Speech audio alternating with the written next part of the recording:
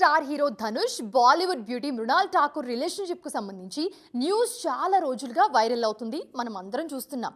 ఎన్నిసార్లు క్లారిటీ ఇచ్చినా కూడా రూమర్స్ కి మాత్రం బ్రేక్ పడకపోవడంతో షాకింగ్ స్టేట్మెంట్ ఇచ్చారు మృణాల్. అంతేకాదు తన లవ్ లైఫ్ గురించి కూడా ఒక క్లారిటీ ఇచ్చారు ఈ beauty. South hero Dhanush, north beauty Mrunal Thakur వీళ్ళిద్దరి మధ్య సంథింగ్ అన్న వార్త కొద్ది రోజులుగా వైరల్ గా మారింది. ఈ వార్తలపై మృణాల్ ఎన్నిసార్లు క్లారిటీ ఇచ్చే ప్రయత్నం చేస్తున్నా రూమర్స్ కి మాత్రం బ్రేకులు పడట్లేదే. అందుకే లేటెస్ట్ ఇంటర్వ్యూలో షాకింగ్ స్టేట్మెంట్ ఇచ్చేశారు ఈ బ్యూటీ.